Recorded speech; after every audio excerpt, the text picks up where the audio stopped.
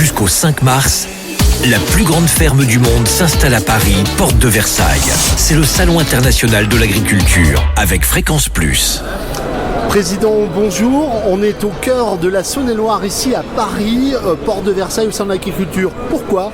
C'est une première, tout simplement parce que nous avons de nombreux AOC dans le département et on souhaitait vraiment, toute la semaine, vraiment mettre en avant tout ce savoir-faire du département de Saône-et-Loire. On a tellement de produits merveilleux à présenter, il nous semblait important cette fois-ci maintenant de louer un stand toute la semaine.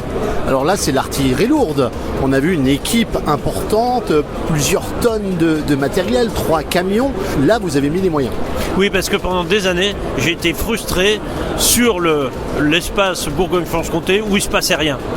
On n'avait quasiment pas de mise en avant de nos producteurs. Donc cette fois-ci, j'ai décidé vraiment de prendre les choses en main et vraiment de montrer tout ce savoir-faire dans ce département qui est un des plus gros départements de France pour les questions agricoles. Alors, on a parlé d'agriculture, on parle de tourisme, d'attractivité. Bien sûr, mais les produits, nos producteurs, sont aussi une raison de venir dans ce département. Et donc, rentrent vraiment tout à fait dans le cercle de l'attractivité. Donc, on a vraiment mis les deux en parallèle, parce qu'en effet, écoutez, faire déguster du bœuf charolais, c'est de l'attractivité. Monsieur Bernard Lacour, président de la Chambre d'agriculture, on est au cœur du Salon international de l'agriculture ici. Quelle est l'importance pour la Saône-et-Loire d'être présent ?